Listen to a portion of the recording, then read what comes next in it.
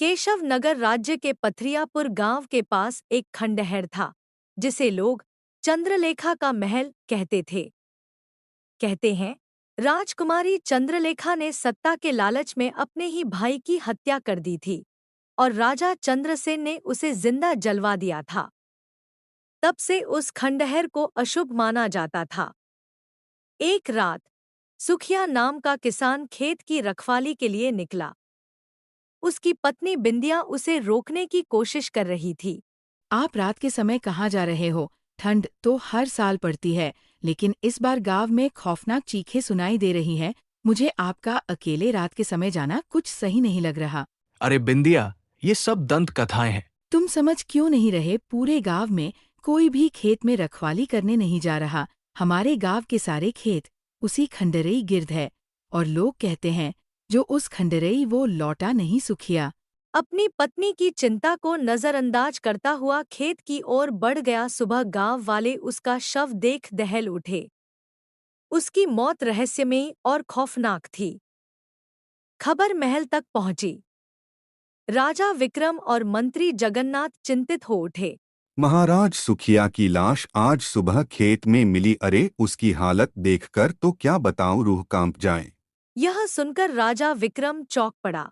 यह कैसे संभव है? मुझे लगता है यह हत्या किसी रंजिश या दुश्मनी का परिणाम होगी।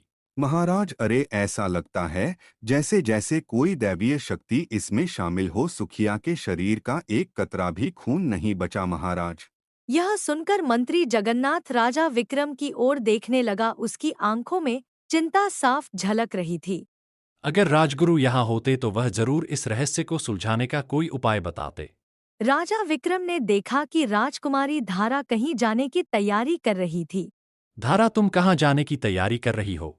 पिताजी, आप तो जानते हैं मुझे शिकार का शौक है। जब तक मैं शिकार नहीं करती मेरा मन नहीं लगता। राजा विक्रम राजकुमारी धारा को सारी घटना बताते हैं, लेकिन राजकुमारी धारा राजा की एक नहीं सुनती और जंगल चली जाती है। राजकुमारी धारा शिकार पर निकली और उसी खंडहर तक जा पहुंची। सैनिकों की चेतावनी के बावजूद वह अंदर गई। वहां का दृश्य हैरान कर देने वाला था। खंडहर अंदर से किसी चमकते महल जैसा लग रहा था।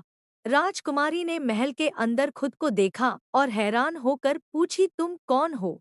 धारा वापस महल लौटी, मगर अब उसमें कुछ बदल चुका था। वह रहस्यमय और अलग व्यवहार करने लगी। तभी मंत्री जगन्नाथ वहां आ पहुंचे। राजकुमारी, हमें खबर मिली है कि आप कल खंडहर के अंदर गई थी। क्या ये सच है? उन दोनों सैनिकों के पेट में इतनी भी जगह नहीं कि बात अपने तक रख सके। हाँ, मैं गई थी, और देखो सही सलामत वापस आ गई। इससे ज्यादा तुम्हें क्या चाहिए? इतना कहकर राजकुमारी धारा घोड़े पर सवार होकर जंगल की ओर चली गई। मंत्री जगन्नाथ महल में राजा विक्रम के पास पहुंच गया और उसे सारी घटना बताते हुए बोला, महाराज, मुझे कुछ ठीक नहीं लग रहा। कल जंगल से लौटने के बाद राजकुमारी धारा का स्वभाव बदल गया है। अब वो वैसी नहीं लग रही जैसी पहले थी। तुम्हारा क्या मतलब है जगन्नाथ? साफ साफ कहो। महाराज, खंडहर से लौटने के बाद वो अलग सी लग रहे। राजा विक्रम गहरी सोच में डूब गए। उनके चेहरे पर चिंता साफ झलक रही थी।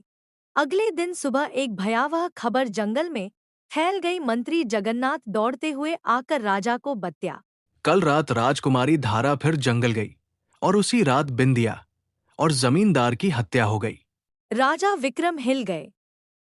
तभी राजगुरु वहां पहुंचे और बताया कि ये असली राजकुमारी धारा नहीं है। असली राजकुमारी तो उसके खंडर में कैद है। अभी भी ये चंद्रलेखा की आत्मा है जो धारा का रूप लेकर लौटी है। राजगुरु ने मंत्रों से तैयार भस्म उस पर फेंका।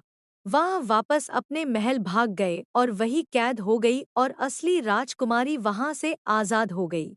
राजा विक्रम ने राजकुमारी धरा को देखा और खुशी से गले लगा लिया।